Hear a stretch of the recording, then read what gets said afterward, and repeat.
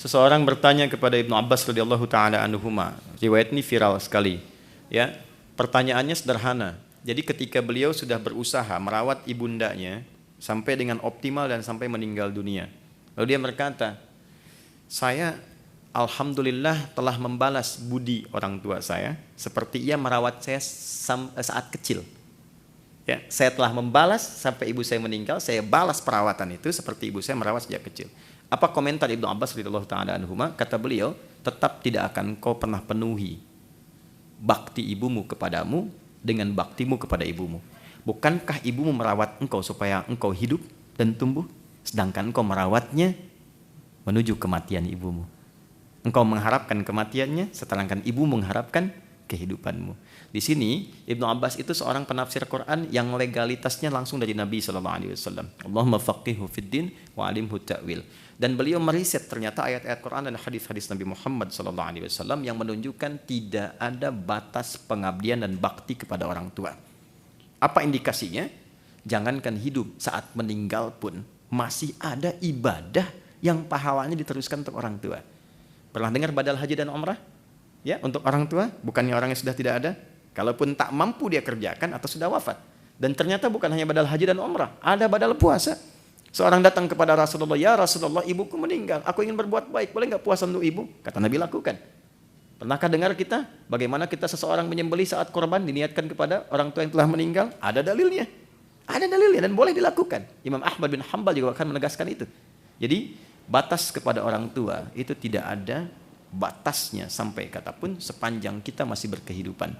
Bahkan kalau ingin wafat pun masih berbuat baik, ada lagi Pak. Bagaimana caranya? Di hadis Muslim dengan 9 lafaz. Ya, idza matal 'abdu aw idza matal insan inqata'a sa'iru 'amali illa min thalathatin. Jika wafat seorang manusia yang beraktivitas, terputus semua amalnya kecuali 3. Apa itu? 1, shadaqatin jariyah, sedekah yang terus mengalir. Ada seorang anak, ibunya bapaknya sudah meninggal, dia mau sedekah karpet misalnya di musola ini Pertamina, atau sedekah baca mushaf Quran, disimpan di situ.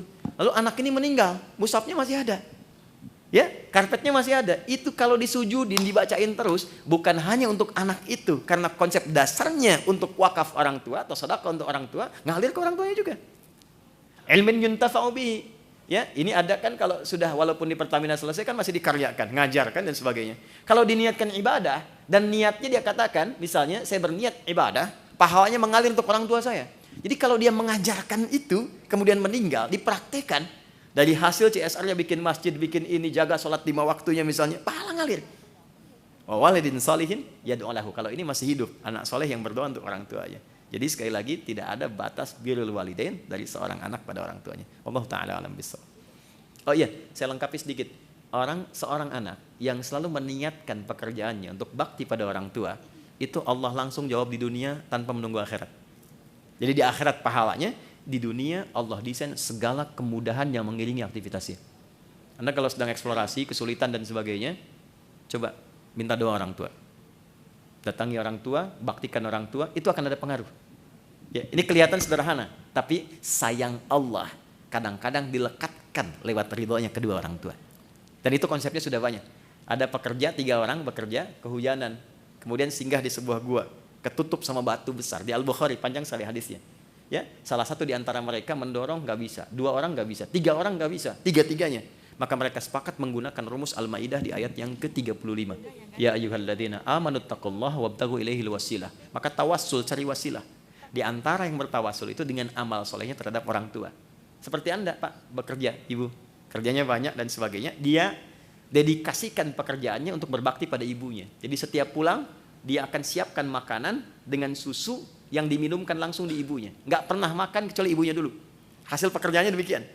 Satu kali begitu datang, sebelum meminumkan susu, menghidangkan makanan, ibunya tertidur di luar jadwal. Maka kata beliau, saya tetap menyiapkan susunya, saya pegang di samping beliau sampai bangun. Saat bangun pun, ibunya nggak sadar karena sudah tua, nggak sadar bahwa anaknya sudah berdiri lama. Dan saya tidak mengatakan di lisanku sedikit pun untuk melukai hati ibu, bahwa saya sudah berdiri lama selama ini, tidak. Saya tetap minumkan dengan penuh bakti dan memohon taat kepada Allah. Ya Allah, jika memang amalan itu menjadikan ini bernilai di dalam dirimu, bernilai darimu, maka mohon bebaskan kami dari kungkungan batu ini. Didorong menggelinding batunya. Dan sudah banyak kisah termasuk dosa-dosa yang ingin ditobati. Ibnu Abbas mengatakan, apa ibumu masih hidup? Ayahmu masih hidup? Karena aku tidak melihat bakti kepada orang tua yang mendatangkan cepatnya rahmat Allah diturunkan. Wallahu ta'ala alam bissawab. Terakhir, satu lagi. Masih ada? Untuk harta atau untuk ibadah? Batas minimal untuk berbakti pada orang tua adalah berdoa. Itu paling minimalnya. Ya, karena itu banyak doa di Quran disebutkan, termasuk di Quran surah ke-17 misalnya ayat 23 sampai 27, itu yang kita bawa ke dalam keseharian kita. Rabbighfirli wa liwalidayya warhamhuma kama rabbayani shaghira. Nanti menariknya begini, nanti kalau waktu ada yang lebih luas lagi kita bisa rincikan. Doa saat antum mau nikah kaitan dengan orang tua ada tidak? Ada. Doa saat antum bekerja dapat proyek nih, sukses. Ada lagi doanya dengan orang tua. Dan itu komplit. Quran surah 46 ayat 15 misalnya. Doa saat sedang berkeluarga nih. Terus kita merasakan, karena akan dibalik. Apa yang kita perlakukan ke orang tua, antum punya anak, itu akan berbalik tuh. Karakternya akan sama.